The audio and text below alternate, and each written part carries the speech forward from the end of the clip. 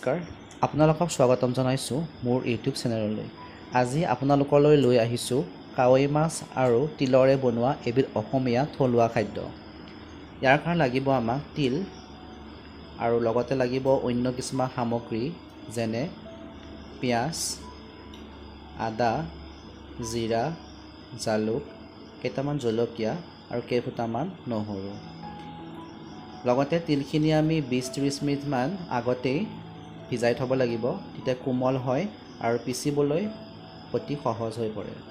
সেইদৰে কাৱৈ মাছকেইটাও অকণমান নেমু টেঙা আৰু অকণমান নিমখ দি পানীত আমি অলপ সময় ৰাখিম 10-15 মিনিটমান, তেতিয়া এই কাৱৈ মাছকেইটাৰ সোৱাদটো বেলেগ আহিব।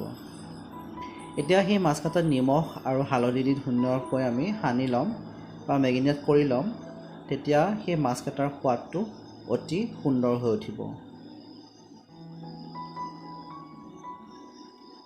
তাৰপিছত সেই মাছকেইটা কেৰাহীত দি ধুনীয়াকৈ ভাজি ল'ম ৰঙচুৱাকৈ, তেতিয়া আঞ্জাখনত দিবলৈ আৰু ব্যঞ্জনবিধ অতি সুস্বাদু হৈ উঠিব। এতিয়া সেই তিলত নহৰু,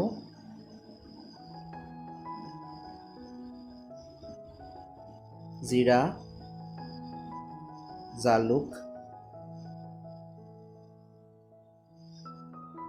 আদা, অকণমান আদা,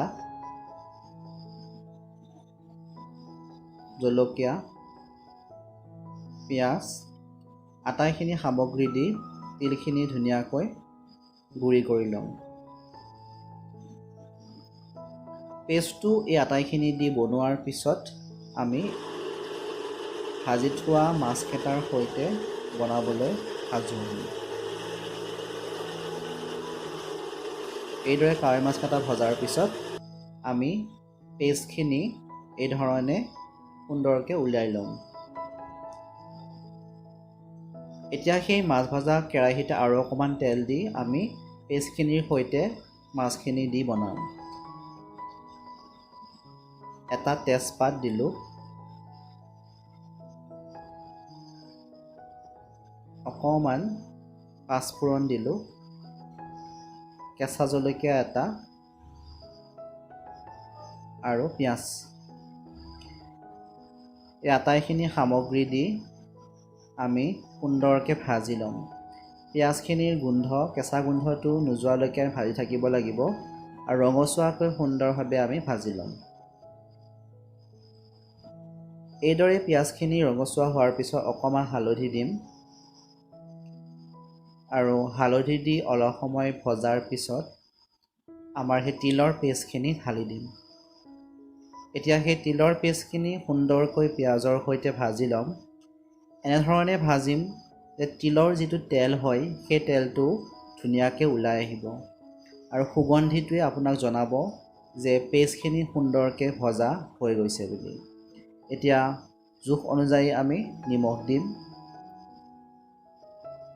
আৰু যদি আপুনি এই তৰকাৰীখনৰ জ্বলা ভাৱটো বেছিকৈ বিচাৰে তেনেহ'লে আৰু অলপ জলকীয়া ইয়াতে দিব পাৰে। এতিয়া ৰঙচুৱাকৈ ভাজি থোৱা কাৱৈ মাছকেইটা আমি এই তৰকাৰীখনত পানী দিয়াৰ পিছত দি দিম। তৰকাৰীখন যেতিয়া উতলিব এই ধৰণৰ, তেতিয়া আমি মাছকেইটা দি দিম আৰু মাছকেইটা দিয়াৰ লগে লগে আমি তৰকাৰীখনৰ এটা অন্য ধৰণৰ সোৱাদ পাম। মাছকেইটা দিয়াৰ পিছত তৰকাৰীখন ধুনীয়াকৈ লৰাই দিম আৰু এতিয়া আমি তৰকাৰীখন ধুনীয়াকৈ উতলিব দিম। কাৱৈ মাছ আৰু তিলৰ এই যিখন তৰকাৰী, এইখন খাবলৈ খুব ধুনীয়া হয়। এতিয়া আমি তৰকাৰীখন উতলিব দিম। এইদৰে ভকভককৈ উতলাৰ পিছত আমি তৰকাৰীখন তৈয়াৰ হৈ গ'ল বুলি গম পাম। এয়াই হ'ল আমাৰ অসমীয়াৰ এবিধ থলুৱা খাদ্য তিল আৰু কাৱৈ মাছৰ তৰকাৰী। আশা কৰোঁ আপোনালোকে তৰকাৰীখন বনোৱাৰ পদ্ধতিটো চাই ভাল পালে আৰু যদি বনাই খাই ভাল পাইছে তেনেহ'লে মোৰ চেনেলটো ছাবস্ক্ৰাইব কৰিব, লগতে লাইক, কমেণ্ট আৰু শ্বেয়াৰ কৰিব। ধন্যবাদ।